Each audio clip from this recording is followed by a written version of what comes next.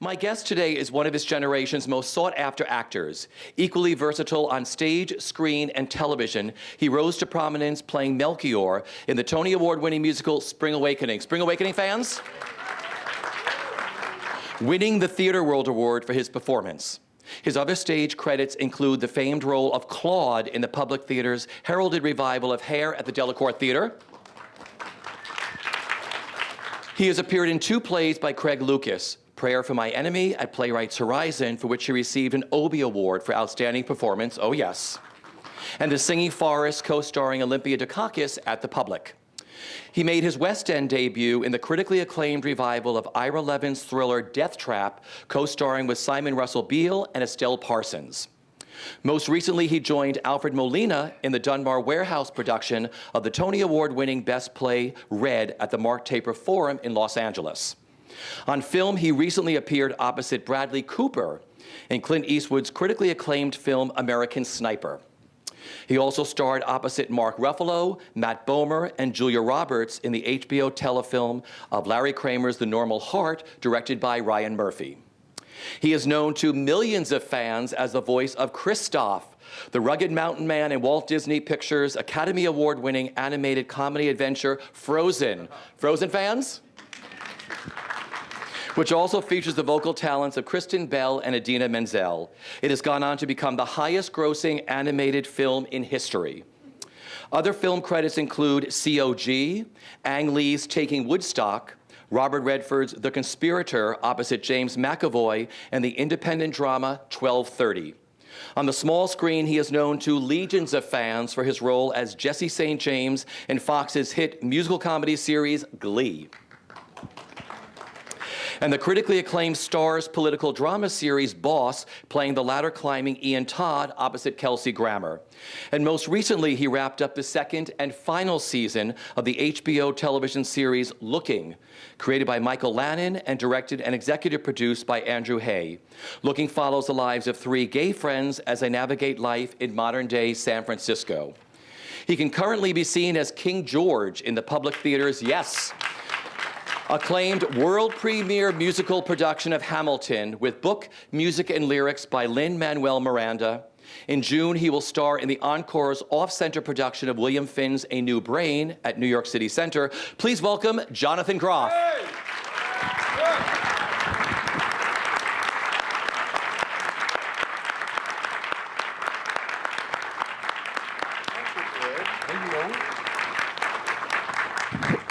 For you. So here, okay. Hi, everybody. Thank you for coming. How's it going? Hey there. Hey. So welcome back to the New York Theater. Thank you. I'm excited to be back. How much fun are you having playing King George in Hamilton? Oh, my God. Right? Has anyone seen Hamilton? Oh, some people have. It's like the hardest ticket ever to get. So I'm impressed that you came to see it. It's so fun. I'm on stage for 8 minutes. Yeah. And it's the most fun 8 minutes I've ever had. It's a blast. And the show is, I replaced Brian Darcy James in the show, who's incredible. And so I got to see it a bunch of times before I went into it. And I just like wept through the show every single time. Even in like the stage management booth at the back of the theater, I was like, I'm just gonna watch it for technical. And then I'm like crying watching it. It's such an amazing show, and it's such an amazing group of people. It's great. How did you get cast? Who came to you? Good question. How did I get cast? Lin and Tommy Kail, who directed it, just like shot me an email, and they were like, "Hey, Brian has to leave. Would you want to come in and like replace him for the last couple months of the show?" It was before it had opened, yeah, and I hadn't heard any of the music, and I didn't know anything about the show, and I just was like, "Sure, yeah." But based on like loving them and knowing their work, and I just said yes, and then I was in it. What's it like inhabiting him? It's such a fun role. It is such a fun role. It's kind of like I don't want to spoil anything for the people that haven't seen it, but you can kind of like get away with anything in that role because it's so I had like 2 days of rehearsal before I went into it. It was really fast, but King George doesn't really interact with anyone on stage except for the audience. And so I love that. I've started to do like cabarets here and there, and I love that sort of like direct contact and relationship with the audience. And because of the character of King George and because of that sort of dynamic, it definitely feels like anything could happen every night, which is great. No, so I was going to ask you how much rehearsal you had with Tommy Kail. 2 days? 2 days, yeah. It was so fast. But, you know, it's 8 minutes, so. Yeah. 2 days works. Yeah, exactly. What has it been like working with Lin-Manuel Miranda and singing his score? He's just like he's like the messiah of musical theater, first of all. Yeah. The show is so groundbreaking, and just like I hear it, I watch it. Like probably about half the shows a week I watch from the like VOM of the theater where you can see what's happening on stage. I actually just watch the show when I'm not on stage, because just watching it every night, you get something different from, it's just so beautifully written, and it's so complex, and he's such a genius. And then on the flip side, he acts like an elementary school teacher. He's just like the sweetest, heart in the right place guy. He's so generous. I feel like it's so rare that combo happens, where it's like somebody is so epically talented and not like insane. we totally get it. I mean, he's insane, but in like all of the best possible ways. In a fun way. Yeah. Working with this cast and the importance of this piece. Yeah, I mean, the cast, you know, Chris Jackson does what he did on In the Heights, which is he does a prayer circle every day at 5 minutes before the show, where pretty much the whole company stands in a circle and holds hands and talks about how he sort of says something different every night, whether it's like, we're so lucky to be here, and blessing the people that are coming into the audience, and may they have a transformative experience. And I mean, it's just everybody's like heart is in the right place. And it's exciting too, because it's a lot of will-be Broadway debuts. And so it's exciting to sort of be around that energy and have these like young people. I mean, yeah, I'm like 30, so I'm like kind of young, but not, I'm like in the middle now. But have these like young people just like not even know how gifted they are. Like Pippa Sue, who plays Eliza. Yeah, she's so amazing, and she just is like so effortless. She's like 24 years old and just breaking hearts nightly on the stage, and just like so that, and Anthony Ramos, who's in the show, and Oak, and just the whole cast. It's a lot of like young talent, and I'm just so excited for them. And the importance of this piece. I mean, everyone is trying to get a ticket. We have a lot of fans in the house that have tickets for Broadway because they can't get into the lottery, and they wanted to know, will you maybe be doing this on Broadway? I don't know. It's TBD. Yeah. It's TBD. Okay. I would love to. Yeah. Yeah, we'll see if it works out. Just talk about the importance. I mean, what this means to you and what it means, the type of show that Lin wrote. I mean, I feel like the show itself does the impossible thing of a musical, which it checks all the boxes. It's incredibly sort of artistically ambitious, and yet it's completely commercial. Yeah. It's for example, I feel like the best way to describe it is to say that like in 1 week, Bill Clinton, Busta Rhymes, and Bernadette Peters came to see the show. And that just shows the reach of this show. And they all came backstage and loved and like expressed their like admiration and love for the show and their appreciation for what Lin wrote. So I think that he's touching on like some sort of cultural nerve there. The fact that it's a totally non-white cast, pretty much, with the exception of King George and a couple of the ensemble members playing. You don't think for a second, like when you're watching the show, like, oh God, okay, George Washington is black, so now I have to like understand that George Washington is black. You don't even think about it for a second. Yeah. Chris Jackson hits the stage as George Washington, and you're like, okay, great. You completely buy it. And Cherry Jones actually came to see the show last weekend, and we were talking about that. And she was like, that's a testament to how brilliantly the show is written, because Shakespeare is done all the time with non-white casting, and you don't think about it. And this is the same thing with Hamilton. It's like such a wonderful, well-written, amazing piece of theater that they add this sort of element to it, and it's sort of being socially progressive without sort of throwing it in your face, because they don't comment on it. It's a brilliant night of theater, the whole Yeah. entire experience. Yeah. I want to go back to the beginning. Where did your love for performing begin, and what were your very early creative outlets? I was Dorothy in The Wizard of Oz in my dad's barn. He trains and races horses for a living. So that was my first role. I was 4, and my brother was the Tin Man, and he also directed the show. So that was the first one. And then I went to a public high school and I did like public high school theater. But the theater that kind of like changed the direction of my life was this theater in Pennsylvania called the Fulton Opera House, which is like it's a partial equity theater, and they hire equity and non-equity actors from New York to come and do the shows there. And it's 15 minutes from my house where I grew up. And Michael Mitchell was the artistic director of the theater. He died of cancer, sadly, a couple years ago. But he took me under his wing, and I was in the ensemble of every show that I could be in the ensemble of. And when I couldn't be in the ensemble, I worked like the stage crew.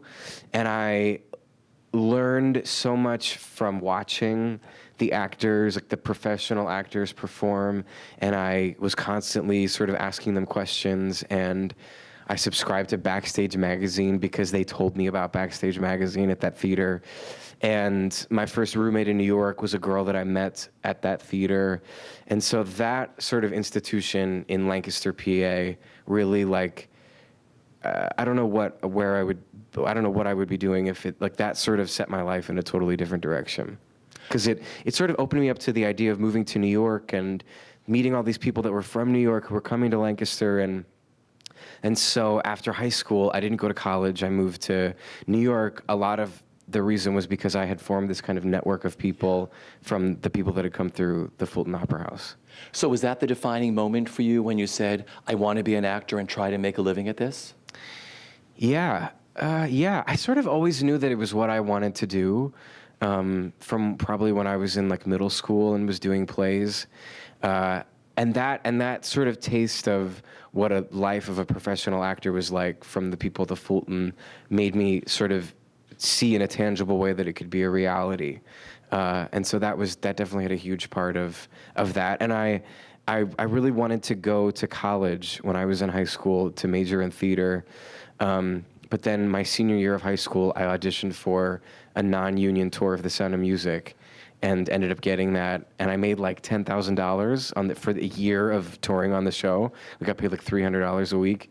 And I was like, I'll never be able to pay off my $40,000 a year loans to Carnegie Mellon, where I had deferred from. So I was like, let me just take this chunk of cash and get a job waiting tables and move to New York and see if I even really want to do this. And that got you to New York? Yeah. Okay, so you made your Broadway debut as a swing and dance captain in the Joseph Brooks musical, In My Life. Yeah. And that's where I first met you. That first day we were talking about was in the rehearsal room. Yeah. And when I walked in the room, I looked at you. You were sitting in a chair against the wall, and I was like, is he starring in this? You know. I love that you thought that. How many years ago was that for us? 11 years ago. Oh, my God, 11 years ago. No, it was 2005. So who's good at math? Oh, yeah, 10 years ago. It's 10 years 25. ago, okay. Oh, gosh, that was an easy one, So too. we're a little younger. I'm a little younger then. Thank you very much. I love that. So what did you take away from that experience? I mean, it was Broadway, a debut. You were a swing. You were a dance captain. It was the big time. Yeah. Look back for me. Oh, my God. It was at the Music Box Theater. I couldn't believe Rachel Hoffman, who is a casting director. She works at Telsey. She cast me in the Sound of Music tour when I was 18 from an open call. Yeah. She like saw me at an open call and cast me in that. So then cut to like 2 years later, I'm in New York and she's casting In My Life. And she remembers me obviously from the Sound of Music tour and sort of always believed in me. And I was 19 and they were looking for understudies and she brought me in and I couldn't believe it. I couldn't believe it. The show was so bizarre and insane and fun, and the experience was so unique because it was as being an understudy and a swing, I was sort of like how I was at the Fulton Opera House, sort of in the wings watching the experience, learning from observing. Because I because I was the understudy. So I was sitting outside of the experience a little bit. And what was shocking was how mean-spirited and brutal, even like, forget critics, but like even people in the audience, like they would paper the house with kids from universities who would like openly laugh at the show while it was happening on the stage. I was sitting in the mezzanine being like, oh my God, people were like laughing at the show and sort of came to sort of hate watch it. And it was like nuts. It was really intense to sort of watch that. And what was amazing was to sort of watch the company of the show kind of build a little bubble around themselves and just do their work, put their heads down and do their work, and try to push out the sort of negative stuff that was happening all around them, like the negative press and the negative sort of energy. But then that really, like, the flip side of that helped me a lot in Spring Awakening, which was the opposite, where it was like everyone was just like showering the show with praise, but we still had to like create a little bubble around ourselves and put our heads down and do our work. It was such a good lesson learning sort of both sides of having to do that, whether it's incredibly positive feedback or incredibly negative feedback. Yeah. What a great lesson to learn. Yeah. It's the thing in theater that is really specific, is like you in film or TV, you do it and then you leave it, and then it gets aired, and there's a slight disconnect. And it's reviewed, but they're not reviewing what you're doing in the moment. But in theater, you get reviewed, and then you have to go on the stage the next night and like perform the show. It's why people in theater have such giant balls. Like it takes, I love it takes like such you have to such tough skin. Yeah. And you're dealing with that live audience reaction, and it can go. I remember in Spring Awakening, the New York Times review came out. It was like in previews on Broadway, everyone was like, at the end, like, we're not sure if we like this, we're not sure if we're supposed to like this. And then the review for the New York Times came out, and it was suddenly we were in a hit. Yeah. It was like everyone was standing and screaming, and we were like, what? We were doing the same show, but it was the sort of like popular opinion had changed. As opposed to when you get a bad review and you show up to the theater, you almost don't even need to read the reviews, because you show up to the theater the next night and you're like, oh, we must have gotten a bad review because now everyone's leaving, or suddenly the whole reaction is different, and you sort of work through it from there. I feel like in theater, especially with a long run, you go through just weird. I remember in like the time of the Tonys with Spring Awakening, it was like Leah weirdly did not get nominated for a Tony. And so you could feel people love her less during the 2 months of like the nominations and the Tony Awards. Yeah. And then once that sort of worked its way out, then the audiences kind of came back to normal. It's just like it's a constant ebb and flow of a long run. It's really interesting how people relate differently to the performance on stage based on what they've heard going into it.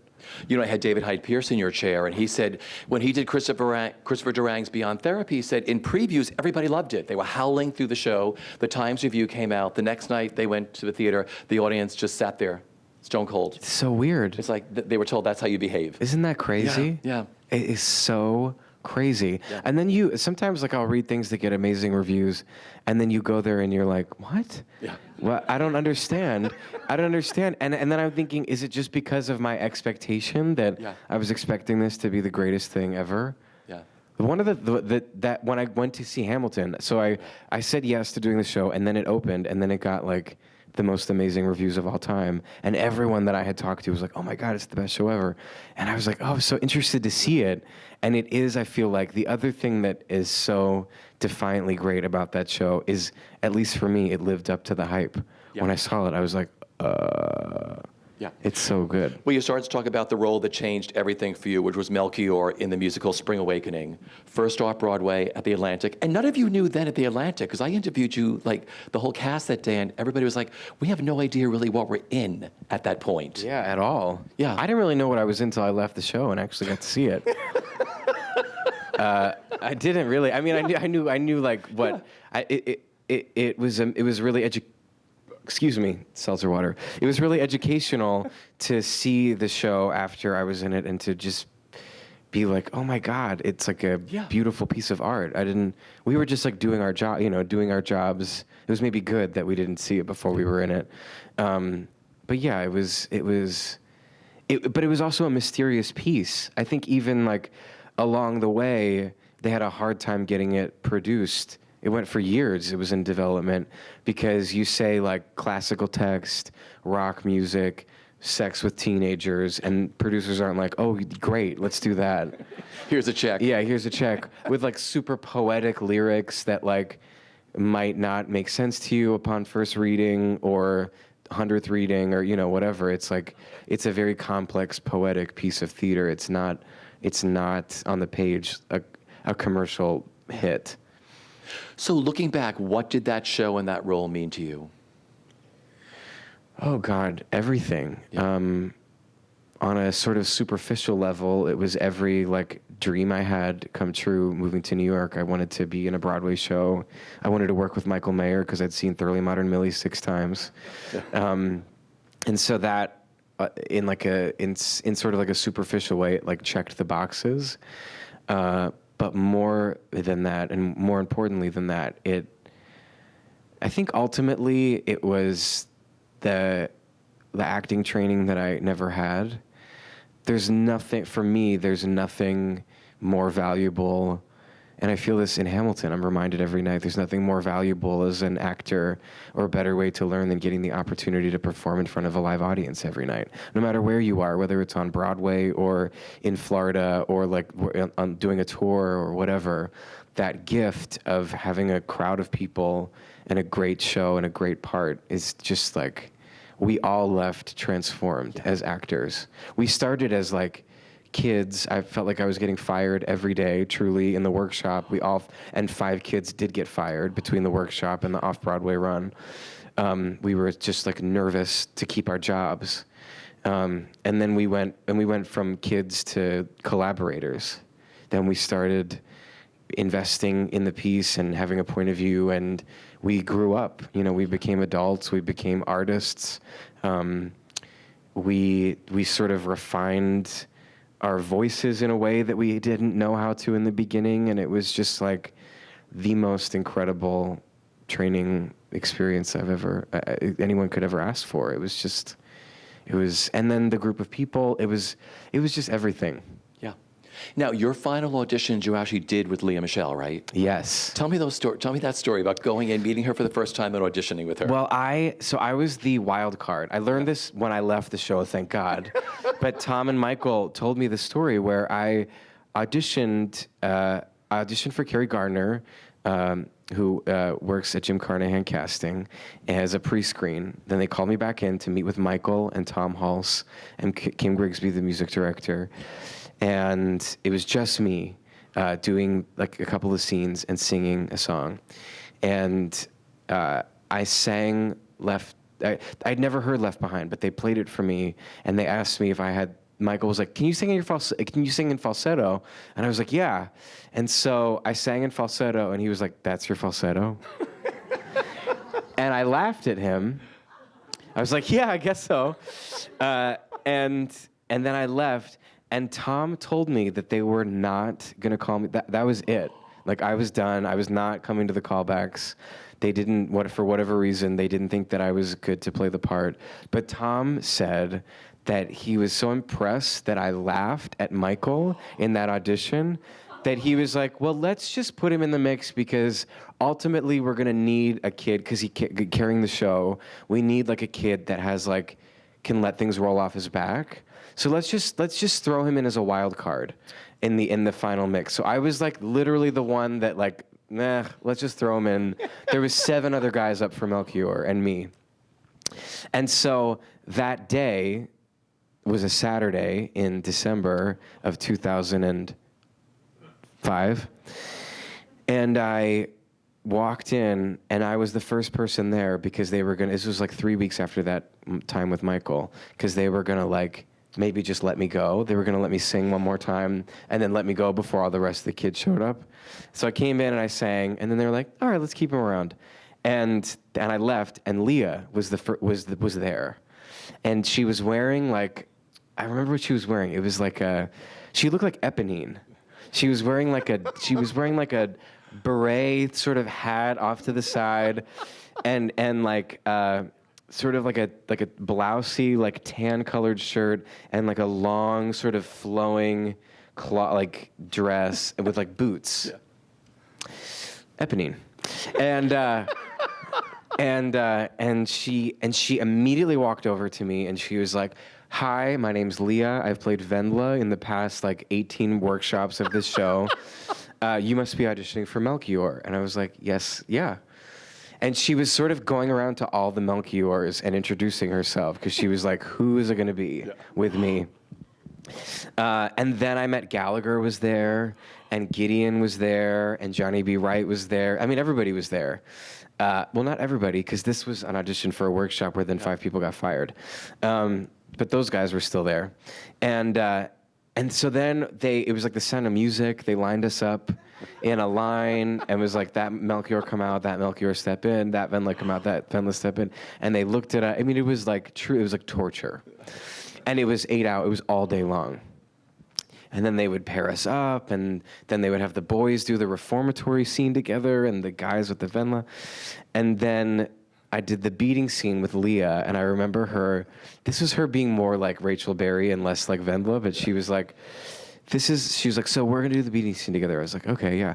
And she was like, I'm gonna use the pencil as the stick. And you can pretend that it's the stick, but don't hit me with it. And I was like, okay. She had it like all planned out how we were going to do it. And we kept sort of like giggling together and reading together. And then then we were in sort of like the final, there was me and Leah and Gallagher, and then there was 3 other people. And they kept sort of going back and forth. And then they let us all go. And then like a week or maybe like 4 days later, I got the call that I got it, and I freaked out. And I didn't even know, like, Broadway wasn't even, I didn't even know that was an option at all. I was just so excited to get this part. I remember telling my dad on the phone, I know I can't do it in the I like knew that it was something that I was far away from me, but I said, I know that it's in me to do it. I know that it's like in me, and I know that I can't do it right now, but I know that I'll be able to do it eventually if they just like give me a chance to do it. And then they did. What a great story. Thank you for that. That's great. Thank God you didn't know that then, right? Yeah, exactly. You were such a close company. How often do you see each other, the cast? Do you get together? Is there reunions? Oh gosh, I see Leah all the time. We did like a thing at the Atlantic about a year ago where I can't remember why we were doing that. It was something for the Atlantic, some like video thing where they asked us all to come back, and we did. I saw Remy a couple nights ago. She came to Hamilton. Lily stayed with me in San Francisco for a couple of nights. I saw Gallagher in LA a couple of months ago. So we all like stay in touch. Skylar and I did Bikram yoga 2 months ago. We all stay in touch. I don't see everyone all the time. It's not like we get together like every week, but we definitely still, it's a bond that we'll have forever, you know, and it's so awesome that literally everybody has gone on to do such amazing things. And it's just really, I feel like it says a lot for Carnahan and Carrie and Michael, the group that they put together, really like, they really put a good group together. I mean, the people in that cast are so talented. And there was no drama. Like, so they were asking me this at Hamilton the other night. They were like, "So you guys were so young." Because I want to say our youngest cast member was like 24 or 25. I was 21, and I was sort of in the middle of the age range. I think, Jen Damiano was 14 years old or something. And there was never any drama. There was never any, like, no one was doing drugs. Like, people were dating, but no one was, like, fucking each other and then, like, being dramatic. There was, like, it was very, like, for as young as we were, it was a very, like the people that were in relationships were, like, those relationships that you're in your, like, late teens, early 20s when you're, like, married, when you're, like, playing house, kind of. It was those kind of relationships. It wasn't, like, super intense, like teen drama. It was everyone was very professional, and which is like great. I look back thinking like, wow, I can't believe that went down that way, but thank God it did.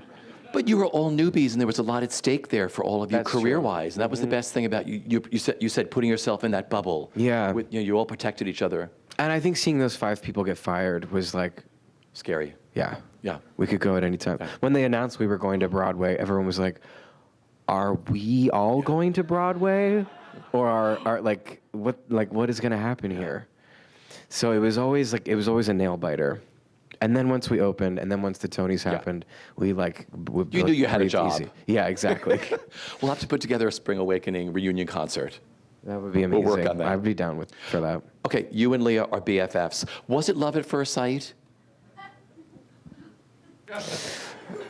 I want to say yeah. Like on the first day of rehearsal at Baruch College, she said, she pulled me aside and she was like, you and I are gonna do the show and we're gonna be lifelong friends on the first day. And I was horrified. I was like, scared of her. I was like, you're insane, but okay. Because it was just so like aggressive. I was like, you don't even know me.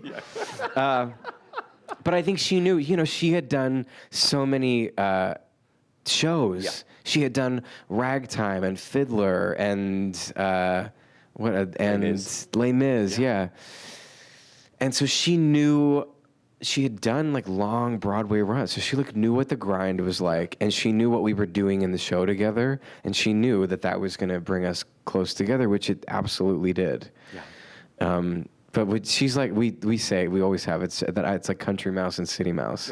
Yeah. We did a trip right before Gideon left the show, which was the first original company member to leave. We did a big trip to Lancaster, my home to where I'm from, and we had like a sleep out on my dad's horse farm in like tents and stuff on the day off. And she was like, "Get me out of here." It's not her style. At all. At all. She was like, we're in sleeping bags? Are you kidding me? I have to pee in the field? We were like, yeah. That's where we do it here. Yeah, exactly. Where's the nearest hotel? Where's the Marriott? Yeah, exactly. She was like, let me just stay in your house. Like, I don't care. I need to be in a hotel. Just, why am I sleeping on the ground? We're doing 8 shows a week. Would you two like to work together again soon on a project? Totally. Anytime. I came back to do the last 2 episodes of Glee, and it was, at performance 305 in Spring Away, I remember it, in performance 305, and this actually happened with Gallagher and not with Leah, but Gallagher and I were doing a scene, and I just couldn't stop laughing for no reason. Nothing funny happened. Something in me broke and has never been fixed again. I am like this, like to laugh, like I will like this laugh. And Leah and I always had a lot of trouble in Spring Awakening not laughing, especially as we got to be really good friends. And then we're like doing all this intense stuff together. And so we had trouble like not laughing. And so now every time we act together, it's me. I'm the culprit. I like cannot stop laughing. And we were doing this. We were singing this insane. We were singing. I can't even remember what the song was in the second to last episode of Glee. I can't remember what it was. Glee fans? Listen to Your Heart. Yes, thank you. Nice. We were singing Listen to Your Heart, and there was this absurd, hilarious scene that we had to do after, and I couldn't do it. I literally had to stop production because I could not stop laughing. And the more angry she gets, the more I want to laugh. I was like, don't get mad right now, because if you get mad, I am not going to be able to stop laughing. And so then finally we pulled it together, but even still, my dad watched the thing and he was like, it seemed like you guys were laughing. And I was like, I was laughing, I couldn't stop laughing. And then we had to do a scene a couple days later, and she's treating me, she's like, okay, Jonathan. Like, she's trying not to get mad so that I laugh more. So I would love to work with her, but it would be a challenge. This is the last episode of Glee, which she wants to be absolutely perfect. And you're sitting there laughing. And I'm like having a giggle fit. Oh, I love it. Okay. I can't help it. I don't know why. Go back and watch I think it when you now. know someone so well, and then I'm in leather pants, like, what are we doing? I'm in leather pants, and like, what am I saying? It's like so weird. my And we're best like friend. kissing and stuff. It's just like so funny. Okay, taking on the role of Claude, first in the 40th anniversary concert of Hair, Oh, nice. and then for the run the following summer at the Delacorte Theater in the Park. Was that magical for you? Oh, it was so magical. Yeah. It was everything. Yeah, it was. Ugh, it was like being buttoned up in Spring Awakening for 2 years in like knee socks and sort of repressed Germany, and then getting to like explode in the park and be a hippie was like it was amazing. It was so fun, and it was such a great group of people, and this being in that space, there was something like the gods, something aligned with that production and that moment of time. It was a very unique experience. Because first you started out doing just the concert, which was like 2 or 3 nights. Yes. Oh my and God. And Galt McDermott played, and that must have been just like mind-blowing just to have done those few days. Yeah, it was, that was for like, I want to say that was for the 40th anniversary, I think. Yeah. That was the first time I ever had to have like a cortisone shot in my ass because I was doing Spring Awakening and rehearsing Hair during the day. We did 8 days of rehearsal before we did that show, and I was like, nothing. And that shot saved my life, yeah. Anyway, not that I'm pushing drugs on anyone. Or cortisone. Yeah. It was a really special weekend. Yeah. Never thinking that they, again, were going to like do a whole like run of a show. And so then we got to do it again in the park that summer, and it was awesome. Okay, having James Rado and Galt McDermott there during this process, what was that like? It was awesome. And Diane Paulus, who directed it, had such a way of, she had such a deep respect. And Galt was there like doing the music and stuff, and he was doing his sort of own thing, but Jim was very involved in like retooling the script. And it's sort of his life. It's like the characters, you know, he played Claude and wrote Claude, and so like it's very personal for him. And I think I don't know this. It's just my feeling from him is that a lot of the reason that a revival of Hair hadn't come before this is because they hadn't found the right chemistry of a director that really like respected what he wrote, and recreated it with him, as opposed to being like, we're redoing what you did and now we're doing our own thing. Diane was so inclusive with him and wanted his thoughts and his feelings, and wanted to know, like, he's got so much information in there, and then she sort of crafted it and shaped it so brilliantly. But it was cool to see that sort of collaboration happen. What are your fondest memories of that summer? Ones that I can talk about. It all stays here and just at Broadway It all World. stays here. Just stays here. And then on YouTube as well. Yeah, exactly. That group was awesome. That group was so awesome. I also had that play happened at a really interesting time in my life, because up until that point I was closeted, even like with my friends. Like I had not come out of the closet at all.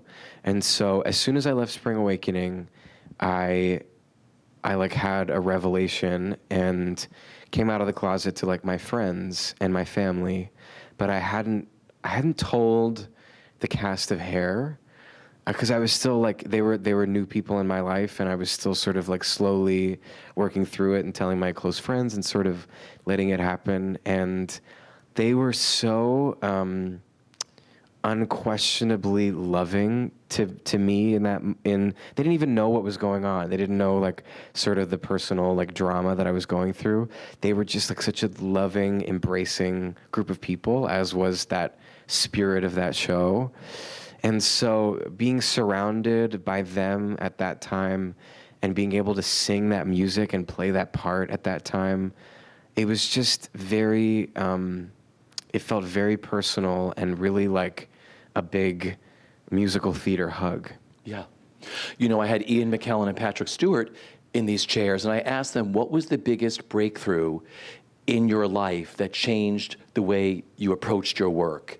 And Ian said when he came out as a gay man, it changed everything for him. It freed him up. He's done his best work since then. Was it freeing for you? And what did that impact have coming out for you? Absolutely. I mean, I think ultimately there's like a compartmentalized thing that happens when you're in the closet, and you sort of have a lot of negotiating to do, extra negotiating, that that you don't have to do when you're in the closet. And it seems to me, at least from my personal experience, that once, like even in rehearsal, you want to feel free. Yeah. You want to feel like, even in this interview, like you want to feel like you can be your authentic self, like you can talk, like you can be real. But in particular, when you're acting and when you're, in particular in the creation of something, you want to feel like you can show all of yourself in rehearsal. And so just the idea that there would be a part of you that would be closed off, that you would have to like negotiate, once you sort of crack that open and you can be honest, it just allows you to soar even higher and go even further and be even more sort of fearless, I think. And any sort of like hang-ups I would have about like what it means to be out and be an actor and career stuff, I had all those hang-ups when I was not out. And then when I was, it's that old thing of like the truth will set you free. And then once I've come out, I don't feel any of those hang-ups anymore. Whether or not I should or shouldn't have them, I don't know. Or they exist or they don't exist. It's sort of not really my business. But I don't feel the weight of those hang-ups anymore. And so that's freeing in sort of a professional sense. And then a creative sense, just to like, you're in rehearsal and you're doing table work and you want to talk about this weird date you went on 3 nights ago and how that's informing me in this moment in rehearsal right now, or how this is informing me on stage tonight because of what I learned from this person I dated or this weird moment I had or, whatever. It's all, at least for me, working from experience is so helpful, and being able to share that experience openly is a great sort of creative tool. Thank you for sharing that. Thank you very much for that. Going back to seeing you in the park, I remember seeing you a few times. You were so free up there. And I wasn't sure if it was a show or whatever. You're like, he must be gay now. He's so free. He's so free. Right? That's what you, totally. Right? He's so free. What happened? Free. You have appeared in the park several times following Hair. Tell me about playing Dionysus in the Bacchae. Oh, man. That was intense. Yeah, with Joanne Akalaitis. Joanne Akalaitis was great. Yeah. I loved her. Anthony Mackie, amazing. That was one where we got horrible reviews. We got, like, literally the word, like, as bad as a review can get is the reviews that we got for that. And I was playing a Greek god and had, like, a 4-page monologue to open the show. I like came out in the show in like a robe that I like, I basically got sort of semi-naked, put on jeans, leather jacket, smoked a cigarette, put the cigarette out, and then did a 4-page monologue. And when we were in rehearsal, I was like, this is amazing. I always think everything that I'm in is like great. Because you have to, as the actor, you have to be like, this is the greatest thing anyone's ever done. It's what we're doing right now. You have to believe in it, or at least believe in what you're doing. You maybe don't have to think it's the greatest thing ever, but then the reviews came out, and I always read I don't read like blogs or chat rooms, but I always read every review. And so I read the reviews, and I was like, huh, okay. Now I have to go on stage and disrobe, put on a leather jacket, smoke a cigarette for 15 minutes, and then deliver a 4-page monologue as a Greek god. How am I going to do that? And I did. I walked out on the stage of I was like, it's going to be fine. It's going to be fine. And I walked out on stage, and even though this wasn't, I'm sure, true, I walked out and I was like, everyone here has read the New York Times and knows, without seeing it yet, that I'm horrible in this show. So how am I going to deal with this? Because I have to do this thing. And so then I felt horrible. I felt like embarrassed. I felt embarrassed, a little embarrassed. And then halfway through the monologue, I just was like, you know what? Fuck all you people. Yeah. Good for you. I'm going to be a Greek god. You came, you sat here. Yeah. So enjoy it. I'm going to be a Greek god for the next 90 minutes. Suck it. And so then it became sort of empowering and learning how to like, it's that thing of like of in theater where it's why like it's like so theater actors really like it's intense, man. Like you have to like ride those waves. There are moments when you're like, I'm not nailing it right now, and you still have to fucking do it. Yeah. And that was one of those moments, and it was great. I learned a lot from that, and I ended up having a blast. Yeah. I mean, you're playing a Greek god in the park. Like, who cares about the reviews? Get over yourself, Groff. Right? You know, and then there was the one night only Pirates of Penzance. Oh my God, that was so fun. How fun was that night? That was so fun. That was working with Kevin Kline, Martin Short. I mean, what was that whole night like for you? Yeah, it was Kevin Kline was playing the Pirate King again. Martin Short was the general. Modern Major General. Yeah. Glenn Close was my nanny. Yeah. Anika Noni Rose. Eric Idle was the chief of police. It was like an amazing cast. It was One night only. One night only benefit for the public. And at the Fulton Opera House back in Lancaster, I was in the ensemble of the Pirates of Penzance. And I was like, all I want to do is play Frederick. All I want to do is play Frederick. It's like all I wanted to do was play Frederick. And I was only in the second act. I was only a tap dancing policeman. And so I would watch the first act every day from the balcony and just be like, God, I want to do that. And then I was like playing so like just getting to play that part was exciting. The music is ridiculous. Yeah. It's like the best ever. And doing like the Paradox song with Glenn Close and Kevin Kline, it was like a masterclass. It was amazing. It was so fun. How much rehearsal did you have for that? It was like 6 days. It was like a week. God. I showed up off book though, because I was like, listen, I don't want to, when I get there, I want to look in the eyes of Kevin Kline and Glenn Close. I don't want to look ever at my like notes. So I showed up, I like was ready to go. Well, you also knew it from the Fulton Theater. Exactly, I was waiting. You knew it. Yeah, I was waiting. And then, of course, I remember Martin that night trying to crack everybody up on stage. Oh my God. Zooming in on you, zooming in on Kevin. Yes, oh man. That was the other thing, is that Kevin and Martin were like comedy competitive, like to the nth degree. In rehearsal, like they kept trying to one up each other. It was amazing.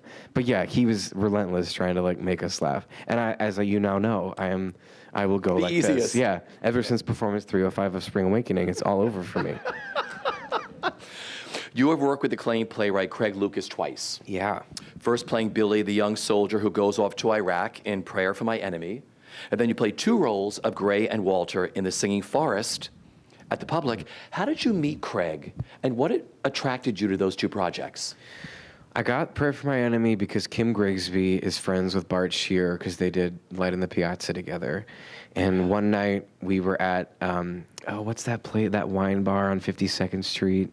Casalula. Does anyone know Casalula? It's really good if you want to check it out. It's Griggs and I would go there every Thursday night and have wine because I had never really drank wine before Spring Awakening, so young.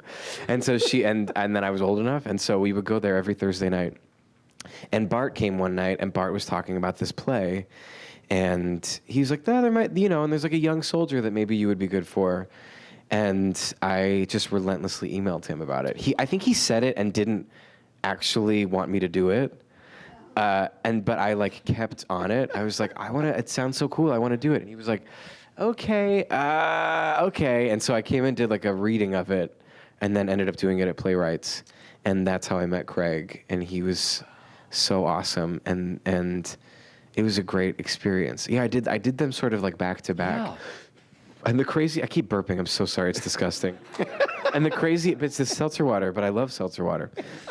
Anyway, the crazy thing about Craig Lucas the 2 Craig Lucas plays that I did, is that his writing is so like intense. Yeah. And there would be some nights in his plays where we felt like we were in a hit play, and then there would be some nights where the audience, we could not get them. And it's the only time I've ever had that experience, which is a testament to sort of the like very interesting quality of his writing, where some nights people would literally leap to their feet, and you could feel it, like the audience was so great, and then other nights they would just sort of linger and sort of walk out of the theater like with us with our tails between our legs. And it was just like the writing was so kind of alive and complex and bizarre and poetic that some nights it hit and some nights it didn't hit. This was the first one, Prayer? Both of them. Both of them. Even at the Public with Singing Forest. Yeah, both of them. Wow. Isn't that interesting? Working with Olympia Dukakis, what that was like. Oh my God. I love her. I bought her, and I didn't buy her book because her book was out of print. Here she has an autobiography called Ask Me Again Tomorrow, which I found out when we were working together, and I was like, I need to read that book. And she gave it to me, and I read it, and I'm just obsessed with her. She's amazing. That was great. I'm like I was so obsessed with her. We would go on like 5-minute breaks, or 10-minute breaks, whatever, equity breaks during rehearsal. And I would go to look at my phone, and then I would be like, no, I'm in a room with Olympia Dukakis. I'm going to put my phone down and just stand next to her and ask her something. That was my thing, was to suck that up. Wow. Learning from the best. Yeah. In 2010, you went to London to co-star opposite Simon Russell Beale and Estelle Parsons in the Ira Levin thriller Death Trap, one of my favorite mysteries of all time, favorite shows. How did this show happen for you, and what was it like working with Simon and Estelle? Estelle is another one of those that I was like, she lived above me. She lived in the flat above me. And I was like, Estelle, Friday night, it's wine night. I'm coming upstairs. Let's hang out. And she would be like, all right. And then we would hang out. I forced her to hang out with me. And I was like, Estelle, when are we going to watch Bonnie and Clyde together? And she was like, not happening. And I was like, Estelle, come on. And you better believe I got her to watch Bonnie and Clyde with me. And she gave me a running she was like, I don't want to watch this. I don't know why we're doing this. And then it was going, and she was like, so let me tell you about this part.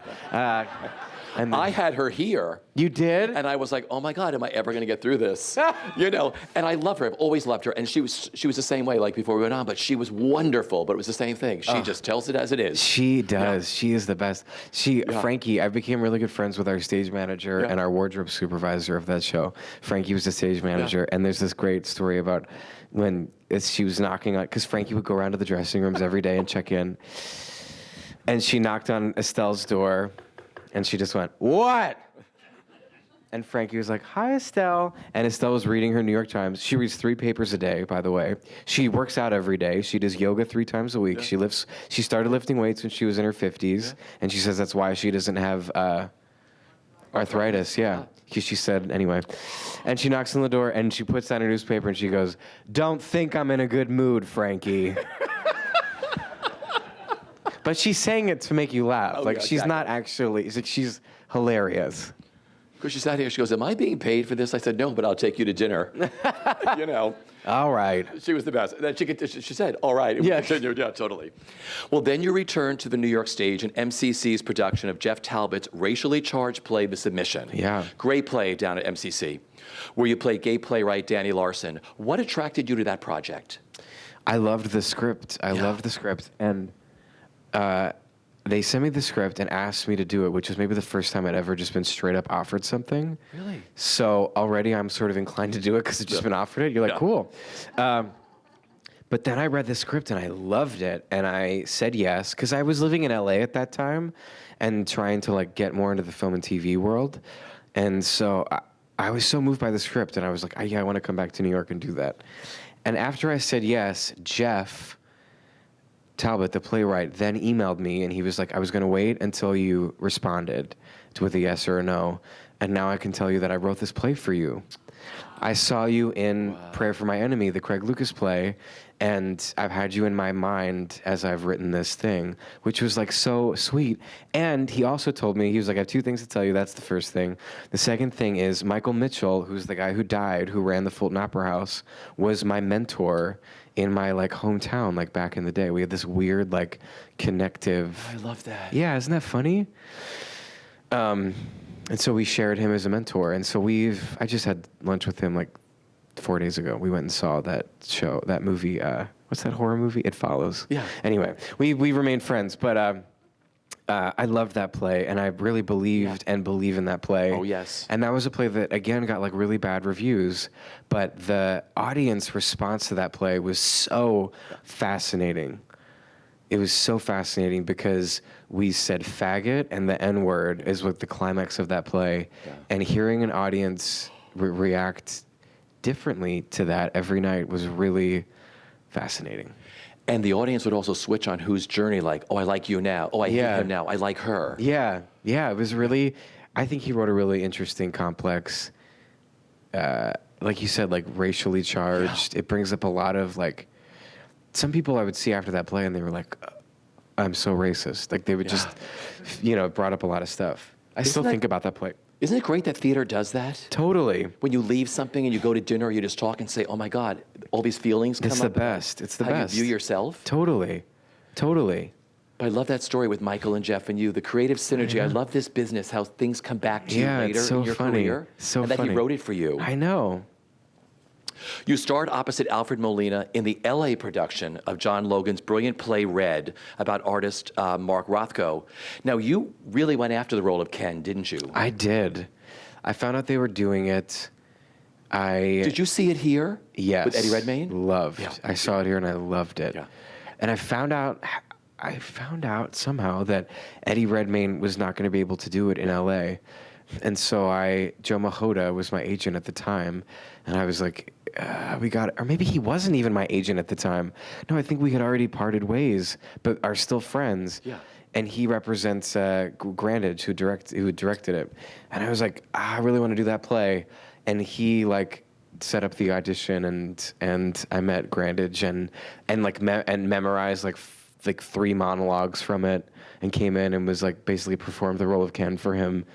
He thought we were just meeting. Yeah. He was like, I was like, I thought this was just a meeting. I was like, no, I know it's a meeting, and it's great to meet you, but now I'm gonna perform 3 monologues for you. And he was like, okay. You had to be off a book, right? On day one of rehearsal, yes. If you work for Michael Grandage in any play, which I didn't even know that. Maybe that's why he hired me, because he's like, all right, well, he's already done half of the thing. Yeah. If you work for him, he makes, even like Judi Dench, he like makes you be off book on day one. How good are you being off book? Like, I had Stockard Channing here, and Stockard said, it's the hardest thing for me to get dialogue in my head, but once it's there, it's there. Yeah. Nathan Lane comes in first rehearsal, he knows his part and everybody else's. Yeah, wow. So what is it like for you, and was that a challenge? I definitely don't know everybody else's, but I like being off book on day one. Okay. I do like it. It's challenging, and it's time consuming, but I sort of learn, I can't read like screenplays or even scripts. I don't like reading. It's hard for me to really get into that or like learn about my character from just reading it.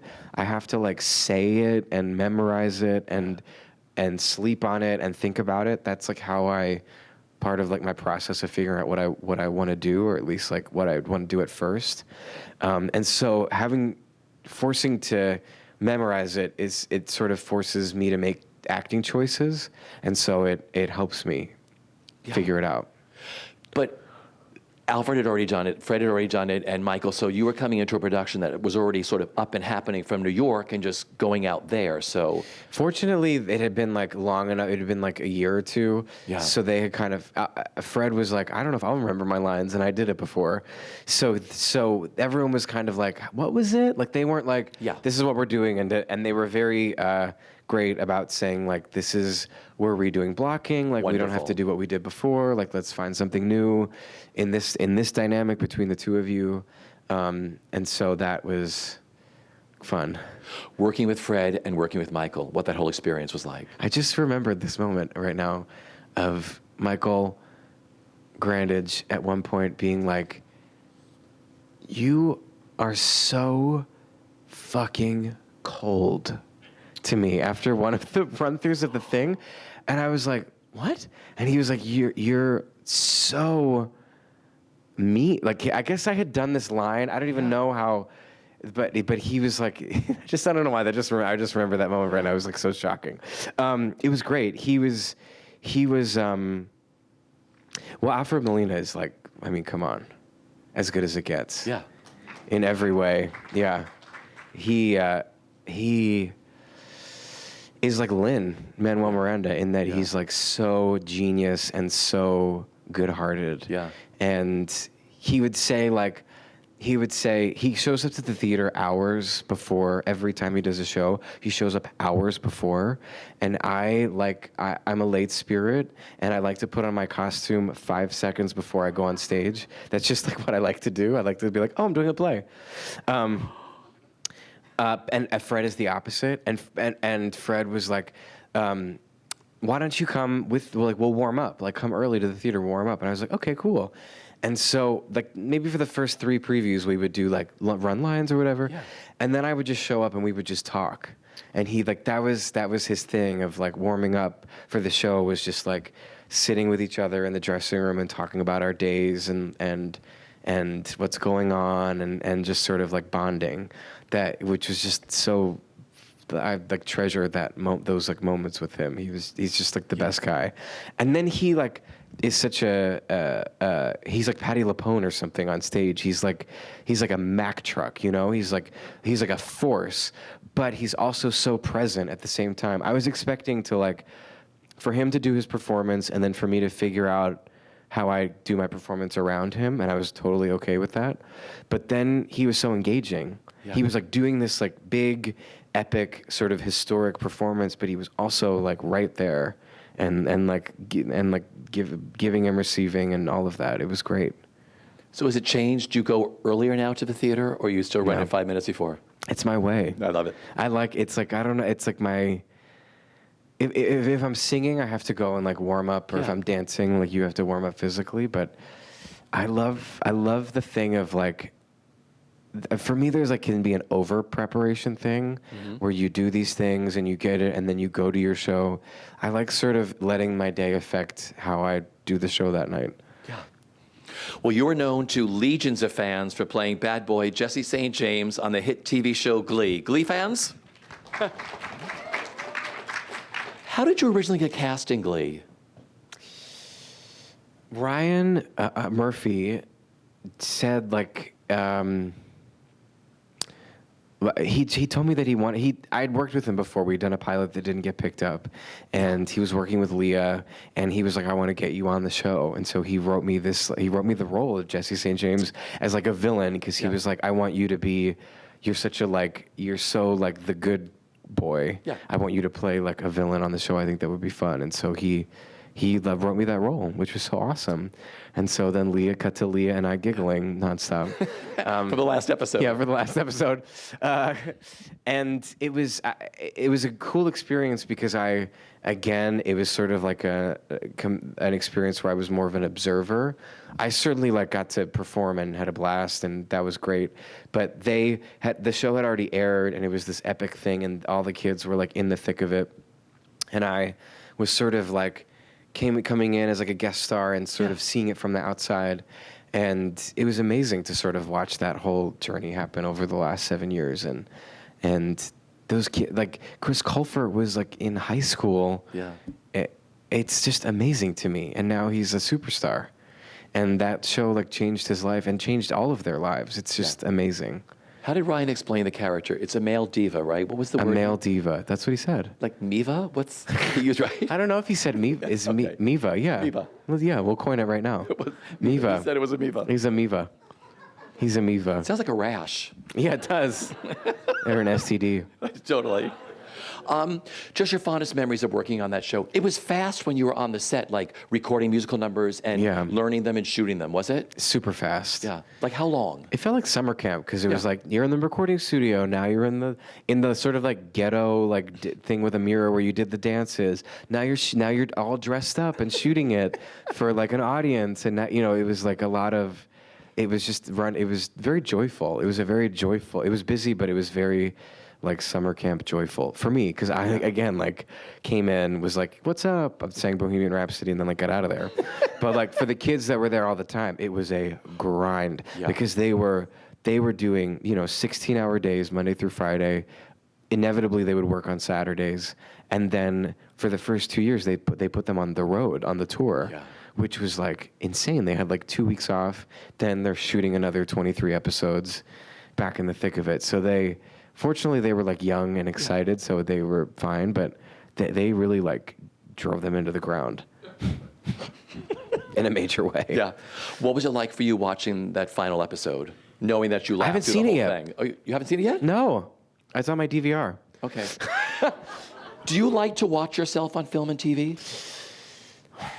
I feel like, and this is probably why I haven't watched it yet, I feel like it's such a great learning tool, but I don't enjoy it. Okay. But I think that there's great for me at least, there's great value in watching it because I learn about, that worked, that didn't work, whatever. But it's not, it's sort of like reading reviews, even if they're good or bad. It's something that I just do because I feel like knowledge is power, but I don't enjoy it necessarily. Because it's so divided. I ask everybody here, and some people say, yes, I like to watch myself, and people say, I've seen nothing that I've done in my whole entire career.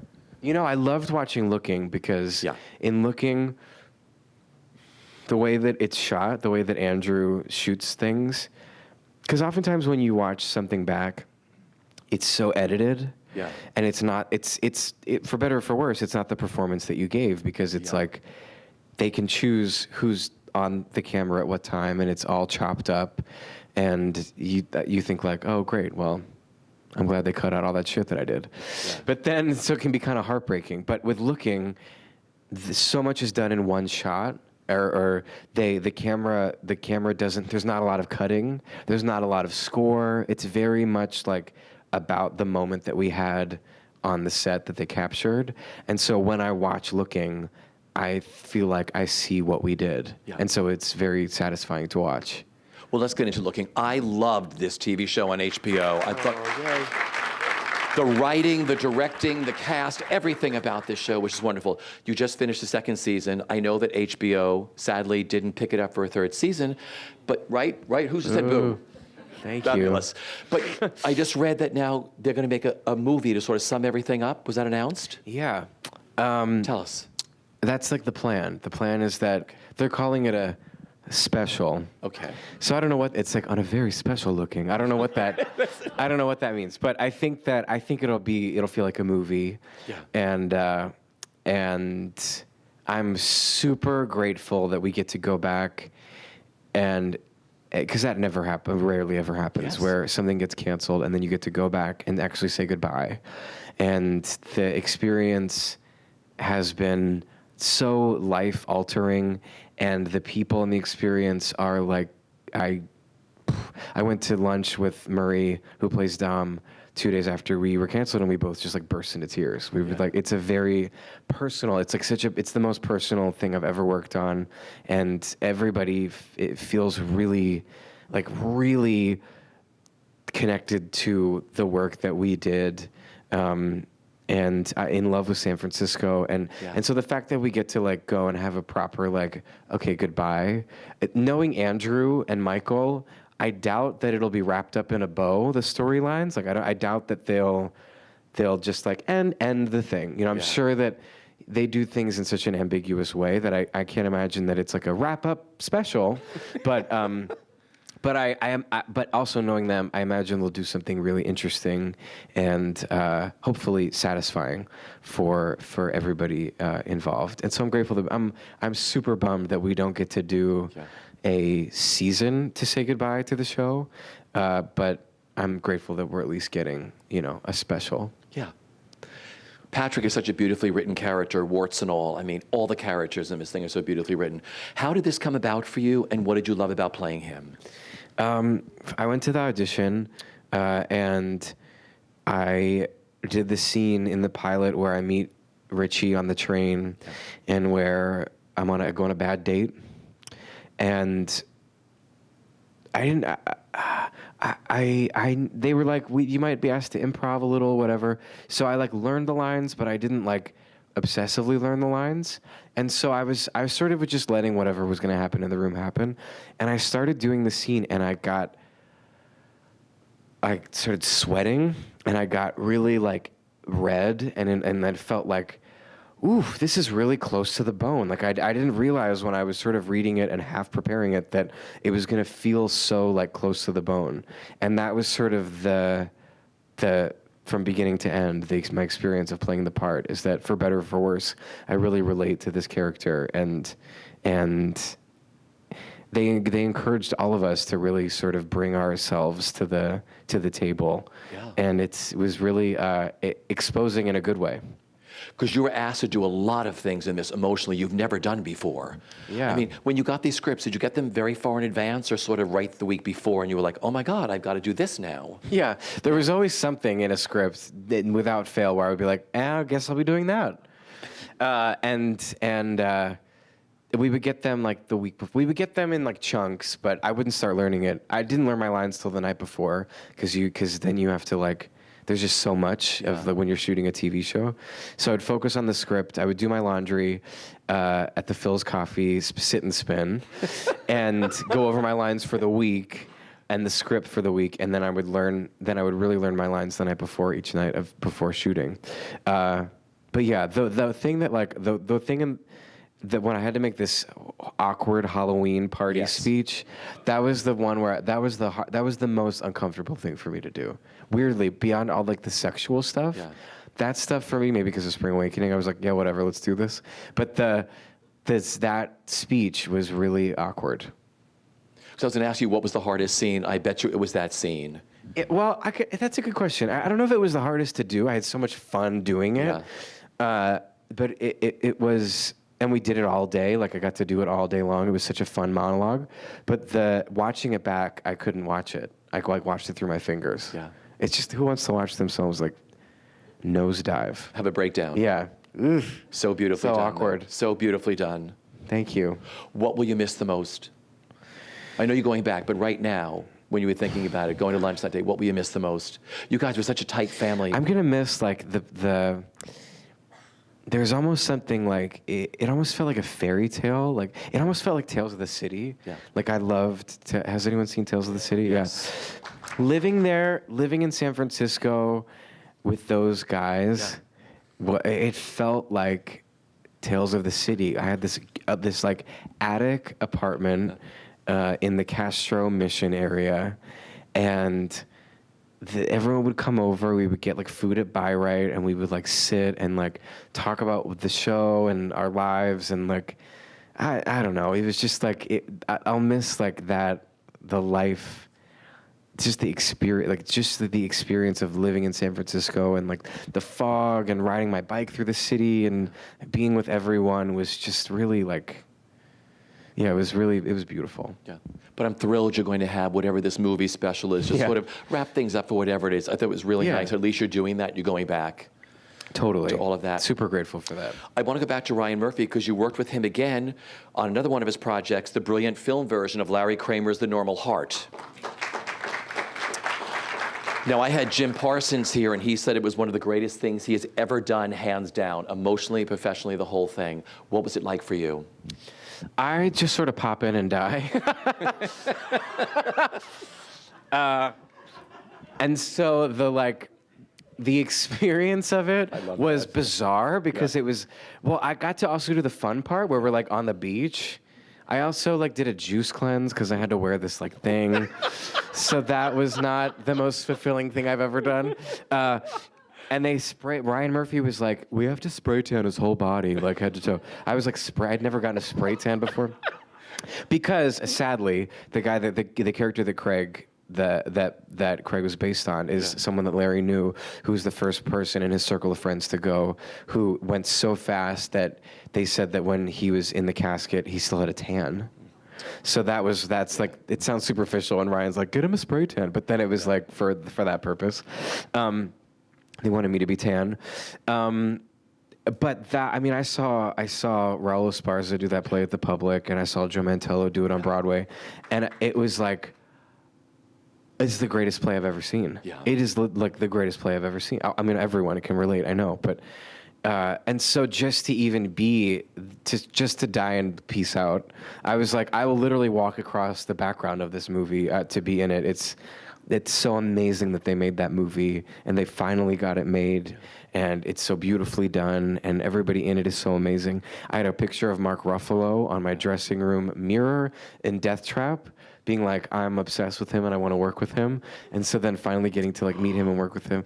And then the experience of like the death was so hilarious because because like I was like like convulsing on a table and they put like stuff in your mouth, and then Julia Roberts is like in a jazzy, like in an electric wheelchair. You're like, this is like the most Stewart in X-Men. Yes, it's like this is the most bizarre thing ever. I'm like foaming at the like you're doing it and it's intense and like whatever. But I think one of the things too with shooting that movie is that there was a lot of laughter when the cameras were not rolling. I think because you had to deal with the weight of it while you were doing it. That when we were not shooting, I was like, I can't believe I'm shaking and foaming at the mouth while Julia Roberts is like in a jazzy. This is like the craziest thing ever.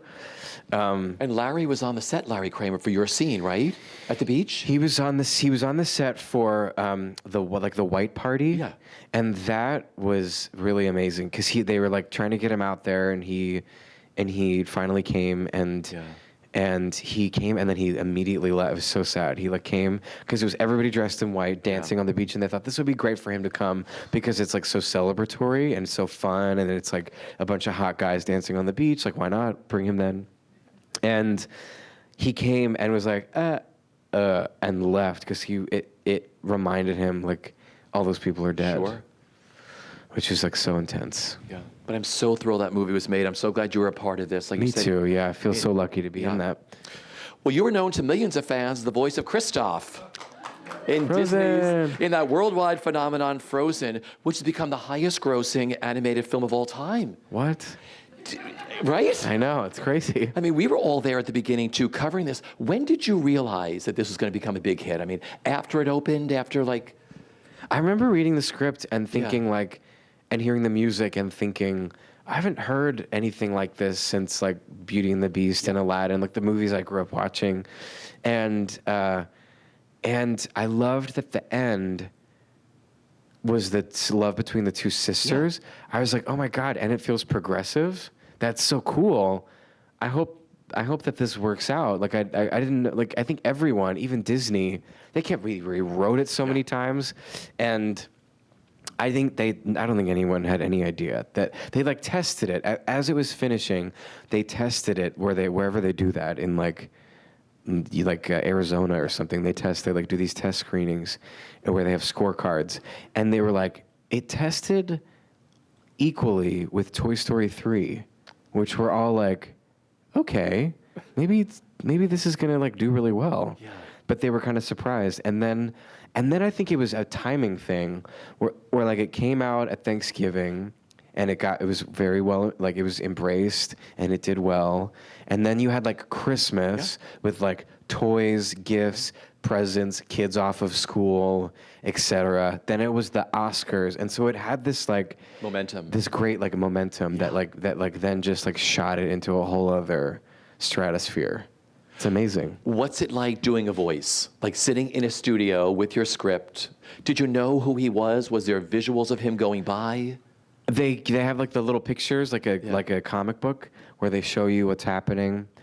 It was really fun. It's really creative. It feels like being 5 for me, playing Disney characters in my bedroom, because there's no one else around and you're alone and you're doing weird voices.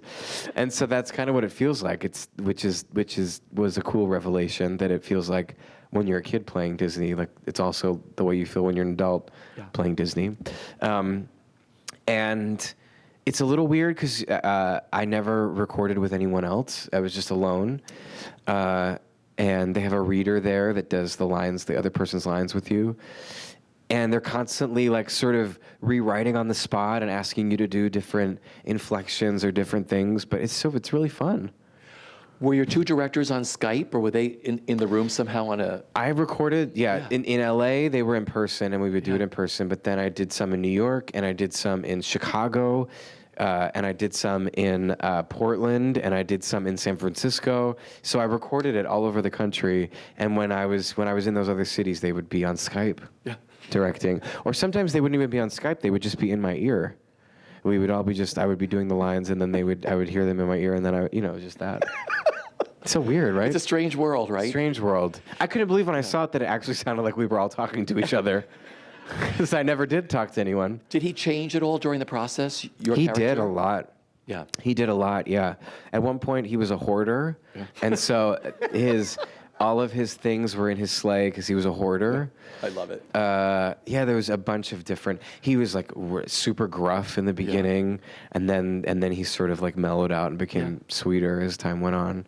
At one point, they were gonna have him have a beard, but then this is before I was involved. But then Disney was like, no, little girls think of men with beards as like their dads, so we can't have him be like a love interest and have a beard.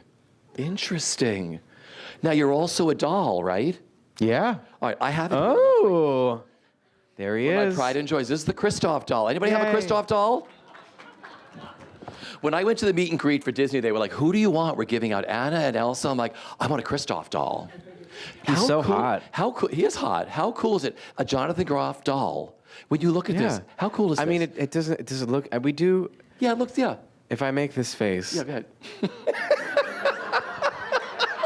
Right? Maybe. They got it. Yeah, he's like a little judgy in this doll face. He's happier down here. But how cool is that? So cool. I love it. Being an action figure. When they doll. showed me, I was like, I love that he's like he's not your usual like skinny jean prince. Yeah. He's like got some meat on his bones, which I can relate to. I gotcha. What was it like returning for the sequel, which is called Frozen Fever, which ran before Cinderella? So fun. It was great to be back. We had done some recording for the Ice Show. Yeah. Which has anyone seen the Ice Show of Frozen? Someone has. Oh, you did. Is it good? I haven't seen it yet. I really want to see it. Yeah. We did some like additional recording for that, so that was fun. But then for the short, it was like back in the room with Chris and Jen, who co-directed it, and Jen wrote it. Yeah. And so it was good to be like back with the like original core. They are so nice, Chris and Jen. Oh my God. The nicest people in the world. So nice. Yeah. Well, I want to talk about some of your diverse film roles. One of my favorite is Taking Woodstock. Right? Ang Lee. Oh, yay. What was it like working with Ang Lee? And did he see you in a show? Well, he did come to see Hair because we were rehearsing for Taking Woodstock during the time of Hair. Yeah. But no, I put myself on tape with Avi Kaufman, the casting director, and that's how I got the job. And I was sitting, which like for everyone who like goes to put themselves, I always put myself on tape thinking like I'm never gonna get this because I'm not meeting with the director. I'm just like literally on tape with someone who like is maybe not the best actor reading with you, but she put me on tape, and I read it the first time, and she was like, "You're gonna get this job," and I was like, "What?" She was like, I just know that you're exactly what he is looking for. I know you're gonna get this job." And then I was like, okay, and still not thinking I was gonna get it. And then I just got a call. I was actually singing at an old person's home in Lancaster, and my mom was joking with me and the fans. She was like, "Well, you've really made it from Broadway to the old person's home." We were sort of like joking about how I lost my bop. And then we got the call on the way that I had gotten this movie. And it was the first movie I ever did, which was like so cool that it was with him. And he gave me like binders full of research and 15 movies and 5 mixed CDs from music of the time period. And I stayed with Michael Lannan and his wife and his family for a weekend up in Woodstock to sort of like research. Yeah. And it was awesome. It was so fun. I had a great wig. Yeah, you did have a great wig. A nice like leather vest situation. I got to ride a horse and a motorcycle and a helicopter. It was awesome. But working with him, because he honed your performance down, right? Because you were so used to working on stage. Oh yeah. Yeah. I forgot about that. Yeah. We would like sit. There's like a little bit of a language barrier with him, so it's like the communication with him is really interesting. I mean, he speaks perfect English, but he's not as it's not as like easy flowy. And so he would say if you don't have to show it to me, you just have to feel it. And so I would do lines, and he would be like, "Oh, you're showing it to me," and I would be like, "Oh, right." And then I would do it again, and he would say like, I could tell that you weren't like, you were just like feeling what you were doing as opposed to showing me. He had like a very specific way in which he wanted it to be done. Yeah. Which like it's Ang Lee, so you're like, I'll do whatever you want me to do it upside down. Like I'll do it upside down. But coming from stage, did you learn the film and TV process? Was it easy to grasp, or did it take time of working in front of a camera? The thing that I just had to get over was like my nerves. Yeah. My lips were like blue and my bottom lip was shaking on the first day of taking Woodstock. I was so nervous. I felt so out of my element. I didn't know, like, also you don't really rehearse. Like we had those moments of him like alone, but then we're like doing a scene and I'm used to doing it over and over again in the theater at that point. Yeah.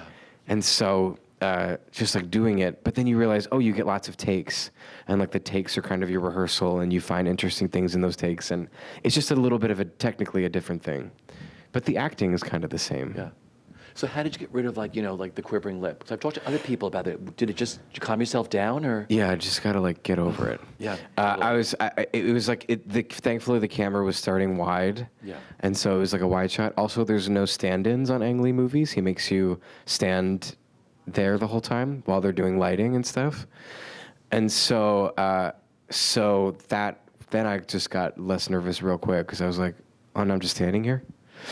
I love so that, then though. yeah. You get So then you're just like comfortable. standing there, and then eventually, like by the 10th hour of standing there, you're like, oh, I'm not nervous anymore. And now I know how it's all going to be shot. Exactly. Interesting. What a great take. Another one of my favorites is 12:30, where you play Jeff. Great theater cast. Reed Birney, Yeah. Barbara Barry, Mamie Gummer. Favorite memories of that film for you? I had another laughing breakdown. That's one of the things. We were like in a basement, and it was me and Mamie, and Hallie Pfeiffer was also in that amazing theater gal, and I couldn't stop laughing, and then I was like, okay, no, I got it, and then going back and like trying to do it again, and just. And then when people, it's funny because you start to laugh and everyone thinks it's funny, and everyone's like, okay, and then everyone starts to really think it's not funny, and that's when it gets really funny to me. They're like, oh, it's so hilarious. Okay, all right, okay, but seriously, Groff, like, are we gonna do this or what? And then I had to go outside and like run laps around the house and then come back down. That wasn't the nude scene in the basement, was it? No. All right, how did you deal with that? Well, let me get into this. I have to ask you, you've done a fair amount of nudity on both stage and screen, but it never seems to be gratuitous. Oh, good. I mean, is it? What was that like for you? Because you've done everything, every gamut of nudity on stage and screen. Oh, God, nudity. Nudity. I guess, I don't know. I think I can point to Spring Awakening and say maybe because at a very young formative age, I was asked to like do that. It's so choreographed, or like I guess sex scenes are very choreographed. So that's what makes them easier. And I think also like a great opportunity, particularly in looking with the sex scenes. I had a lot of people say to me, straight people say they didn't know gay people could have sex while facing each other. So I was like, okay, I'm glad we did that so you could see it. But just that you often, not only just for like straight education, but you often don't see like male intimacy in that way. Yeah. And I feel like for looking in particular, I feel like a lot of kids learn about sex from porn these days. And so to be doing a show where we're talking about what happens before, during, and after sex, and the sort of ramifications of that, and the intimacy of that, and what you can gain and what that costs. So I believed in the message of that. I think ultimately I just feel comfortable for whatever reason being naked. That doesn't like freak me out. But and then I've just worked on things that it's made sense to me. It's all character driven. Maybe. Yeah, no, I think it is. I hope so. And for me, it is. Totally. The Conspirator, the film you did about all the people that were involved in the assassination of President Lincoln. Mm-hmm. You worked with James McAvoy. Oh, my God, I loved him. Talk about that scene, I have to say to everyone here, he is like oh, hi. He is like the greatest. He is the greatest. He's the greatest. Yeah. I had one scene with him, and it was like a courtroom scene, and he was questioning me, and we did his coverage first, and then we did mine, and he was standing right next to the camera, and he was like there, and then he like came over to me and was like, are you getting what you need from me? Are you good? You're doing such a good job. And I was like, oh my God, he was so nice. And then at the end, he was Skyping with his wife on the lunch break in his trailer, and then at the end of the day, I'm in the trailer, knock on the door. It's James McAvoy. He was like, Jonathan, you were so great today. I'm now done shooting. He was like, we're all going to get a drink at a bar around the corner from the hotel if you want to come. This is my phone number. Like, join us at the thing. Like, we'd love to have you there. He was just so nice. He's so talented. And working with Robert Redford, was it just, I know it was brief, but did you get a chance to work with him? He was very much like, same thing with Clint Eastwood, actually, where they're like, yeah, great. Yeah. There's no like, and also too, because I play like minor roles in both of those films, but they're very like low key, not wearing their like legendary status on their sleeve, just sort of like they've been seen a million things. They're like dudes from like way back, and they're just like there to like make a movie and then get the fuck out of there. Yeah. But you're hired for a reason. You're good at what you do, and then you just film it, right? Yeah, totally. Yeah, Clint Eastwood does like a take, and then you move on. A take or two, and then you're done. I want to get into that American Sniper. Your scene was with Bradley Cooper and Clint. All right, talk about that one. That was like, it was like 3 hours. It was so fast. It was like in and out. That movie is so interesting. I was like a really good script and exciting to see it like afterwards. And it was like a very like low key good experience. And just working with Bradley in that one scene, I mean. He was in character when we were working together, so I didn't really like get to talk with him at all. He was like just like off doing his own thing, and then like came and we did the scene together, and then that was it. We like didn't really even exchange words. So who do you rehearse with? Myself. Yeah, myself. No, it's like I knew going in, I didn't know that he was going to be in character when we were working together and that we wouldn't really get to like speak, but I knew that Clint Eastwood does like 2 takes or 1 take, so I was like uber prepared to like just go in and like I practiced a lot before I went in, knowing that I was not going to have an opportunity to really like do much other than like 1 or 2 takes. So you just like went in, banged it out, and left. So someone knocks on your trailer, they take you out, you're put on the set, you stand there, and Clint says, roll?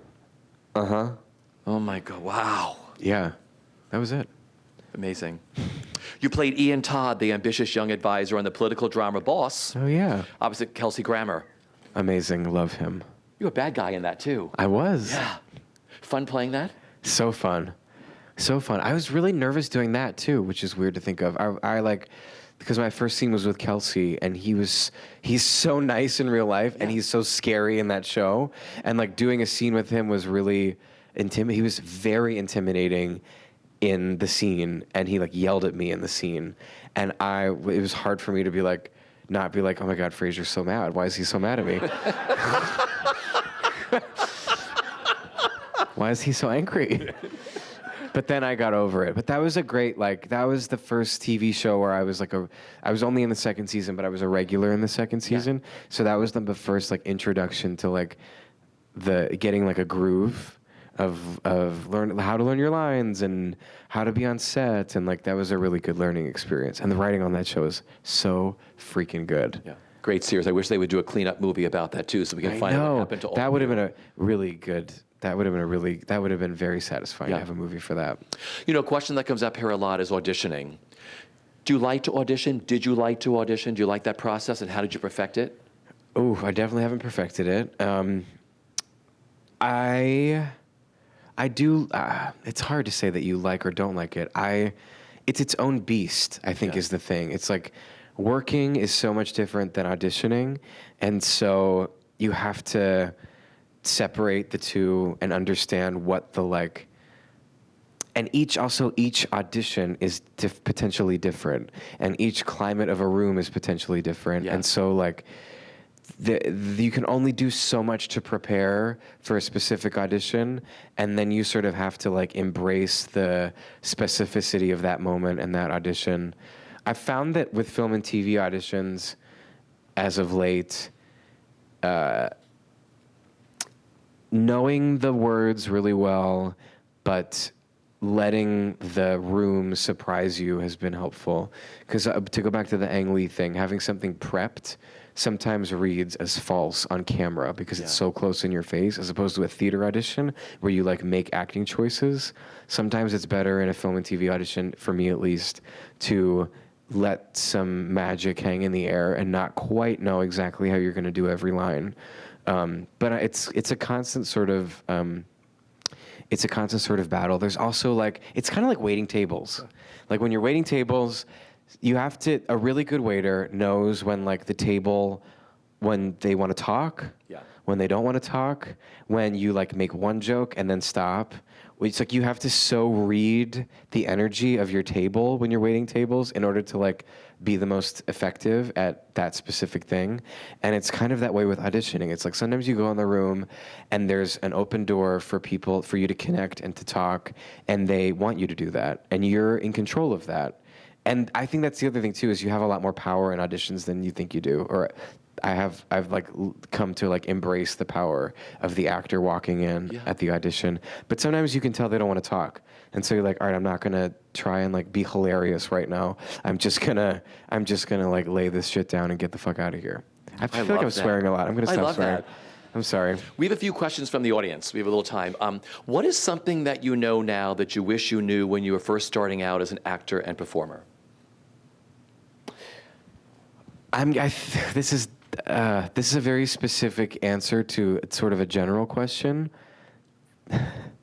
It's only because I just said this the other day, and this is specific to working in London. If anyone ever works in London, I wish that the thing that someone had told me before I went to London is that even though we speak the same language, the culture is completely different.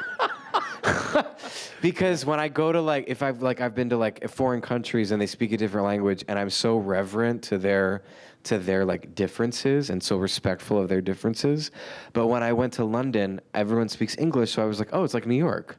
But there are so many cultural differences between us and the British that I wish that I just felt like I kept hitting a wall in London the first couple months I was there. Like, why does everyone hate me here? Like, why is no one wants to give me a hug in London? It's like everyone seemed so just like cold. So I wish that I had known that before I went there. I love that. Who improvised the most on the set of Looking, and who broke character the most? Lauren Weedman is the genius improviser on Looking. She's so amazing. And so she definitely improvised the most and is so awesome. And who broke character the most? I have to say, I didn't even really bust into the giggles that much. But I would say if one person broke character the most, it was probably me. Okay. For better or for worse. Favorite Glee number that you were in and that you weren't in? That I was in, Bohemian Rhapsody was my favorite thing. It was just like an epic. Learned the dance in 3 days and like did it for 8 hours, and it was so fun. I never would have thought I would ever sing that song. It was just awesome. And favorite Glee number that I wasn't in, oh God, there's so many. There's actually one from one of the newer seasons that I've loved. It's that song, stripped to the waist, we fall into the river. What's that song? Anything Can Happen, the Ellie Goulding song. They did a great rendition of that I loved. Oh, I love that. Any pre or post show rituals you do when you're on stage? No. You get to a theater 5 minutes before. You know what? I've been eating a lot of Altoids during Hamilton. I don't know why. Okay. I like that. You know, you and I spoke the last time, we talked about a food addiction, which I'm totally addicted to now, Cracker Barrel cheese. I'm off it. You're off it totally? Well, look. You look amazing. Oh, come you on. Always did. No, it's all an illusion. I'm off it. No, I haven't had Cracker Barrel cheese in a long time, but I used to, after Spring Awakening, eat it, eat the whole thing. Okay, we're addicted to the black wrapper, the green wrapper, the yellow wrapper, and the red. I'm literally salivating That's right all now. of them, isn't it? Yeah. Okay, well, I wanted to ask you that if you were still, it's so good. No, I stopped. You have a big summer coming up. He's going to play Finch. It's in a concert in How to Succeed in London. Yeah. What's that going to be? I don't know. I love it. Okay. It's going to be on May 19th at the Royal Festival Hall. I'm so excited because I played Finch freshman year of high school in How to Succeed, and I cannot wait. I love that show. I love that part. Yeah. the cast is like slowly coming together. It's a full orchestra. Such a great score. I'm pumped. Oh, I can't. You'll be a great Finch. Thanks. This summer, you're going to be in A New Brain, the William Finn musical at Encores Off Center. Yes. Please come. Did you know the show well? Before? That's another one that, yes. This is a weird story. Is it time to go? No, you're fine. Okay. You're good. I listened to that CD obsessively in high school. I actually got into a car accident with a policewoman while I was listening to that album. During the song, "Here I stand in the middle of the road, and I'm waiting for a car to come on and kill me." Bang! I got hit by a policewoman. I sang "I'd Rather Be Sailing" for all my college auditions. I just love that show. So I went to go see Lin-Manuel Miranda in the Jonathan Larson, what's the Tick Tick Boom? Yeah. I went to go see him in Tick Tick Boom there last year, and I was riding the train home, and I was like, I really want to dying to do a musical, and this would be great. But something like this would be great because it's such a short commitment, but I'd still get to do. And so I went home, and I was like, what? Like, if I could dream of anything, what would it be? And so I pull out A New Brain. On Saturday, I sing through the entire score of A New Brain. And I'm thinking Janine Tesori is like the artistic director. And I was like, do I email Janine and ask her if she'll do A New Brain next year? And then and it's a big ask to be like, will you do this thing? And so I was like, I'm not going to do it. I'm going to wait a week. And if in a week I still feel strongly about it, then I'm going to email her. A week later, this is no lie, I told no one about it. A week later, she emails me and says, what do you think about doing A New Brain next summer at Encores? And I was like, what? And so I didn't respond. I responded, but I just said, we need to have lunch next week. And she was like, okay. And so we went to lunch, and I was like, I swear on my life that I was going to email you about this. And she was like, it's meant to be. You told her your whole history with this? Yeah. I love that story. That's great. Yeah, I'm excited. I love that show. It's a great musical. I don't know. I only know the CD. I don't know anything else. You're going to have the best time in this. It's such a great show. I'm so pumped. We'll all be there. You're all going to go, right? I'm playing the piano, learning how to play. And then you're doing The Whipping Man. Yeah. At LA Theater Works. I forgot I was doing that till you just told me right before. I told him earlier. He's like, am I doing that? I'm like, you're doing something else. But, yeah. When is that? Yeah. It's a wonderful play. Yeah. It's a wonderful No, I mean, I know what it is, but totally. I mean, when is it? Sometime during the summer. Yeah, July, I think. Yeah, July. It's Yeah. like every month you have something. Yeah. And that's at the same theater you did Red at, right? Well, it's like LA Theater Works that does this thing where they record plays, and so it's like we did it for Red actually, where you rehearse it for a week and then you perform it in front of an audience about this size, with like a radio play with like sound effects and stuff. Wonderful. Yeah. Yeah. Okay, my final question is for you is, what is the best bit of advice that you've been given both personally and professionally that you live by? I think the professional advice came from, we were doing Spring Awakening off Broadway, and Michael Mitchell, again, bringing him back up again, the guy that died of cancer, who is my mentor, had a friend named Rhonda. This is so random. They had just been to see Vicki Clark in Light in the Piazza, and she had above her dressing room door, "Don't let them steal your joy." And they came to see me in Spring Awakening, and we were talking, and it was before the show had opened. It was before it was reviewed.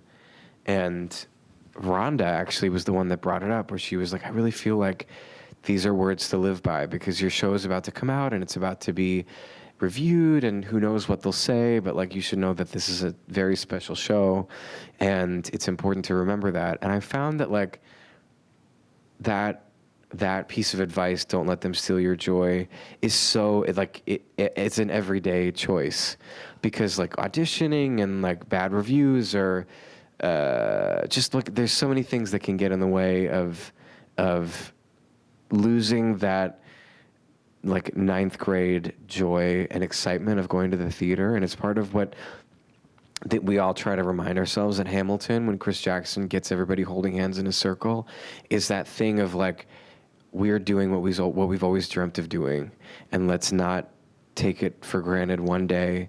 And even though sometimes the odds are against you, and it's the easier choice is to release that joy and sort of get upset or get into a bad place about this. Let's like constantly constantly try and restoke that fire of that teenage excitement of acting. Thank you for that.